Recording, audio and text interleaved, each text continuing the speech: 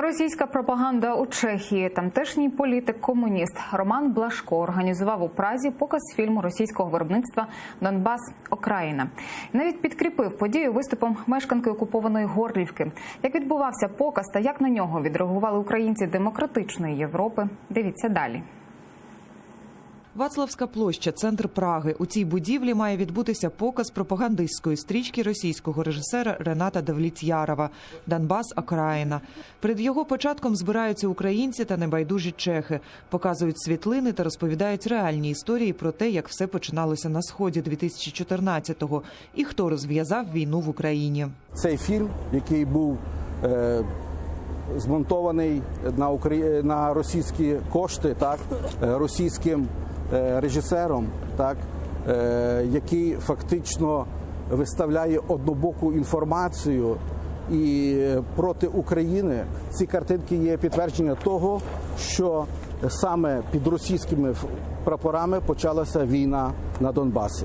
Активісти принесли листівки. В них попередження чеською мовою про відкриту російську пропаганду у фільмі.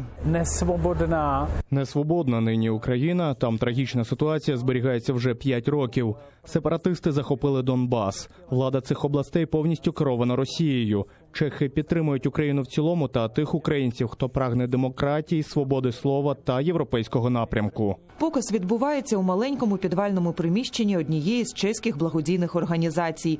У залі журналісти російських ЗМІ та пенсіонери. Модератор представляє спеціально запрошену гостю. Я з Донецької Народної Республіки.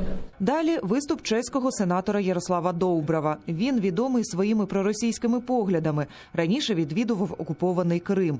За це отримав заборону на в'їзд в Україну. Її у своєму виступі сенатор поливає брудом та розповідає про, цитата, «жидівсько-американську олігархію в Києві». Зробивши справу, політик прощається. На сам фільм часу в нього не залишилось. Стрічка розповідає про те, що в Україні 5-й рік триває нібито громадянська війна, у якій українці вбивають один одного. Про присутність чи бодай причетність Росії у фільмі ані слова. Гостя з так званої ДНР розповідає, як нібито українські військові поцілили у її будинок та вбили чоловіка та доньку. На наше питання, хто запросив її до Праги, офіційна позиція якої, до речі, підтримка територіальної цілісності України, каже, приїхала на запрошення та кошти чеського комуніста Романа Блашко. Далі питаємо, чому вона у своїх розповідях не згадує Росію. Это добровольцы. У нас не только приехали добровольцы из Сербии, потому что братские народы, и из России, из Беларуси, отовсюду.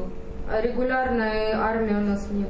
То есть у нас в основном ополчение сформировано местными жителями. У фоє для гостей показу підготували й світлини нібито з Донбасу. Українці ж залишили учасникам свої листівки з попередженням про неправдиву інформацію у фільмі. Тетяна Комарова, Дмитро Суспільний з Праги для Заман АТР.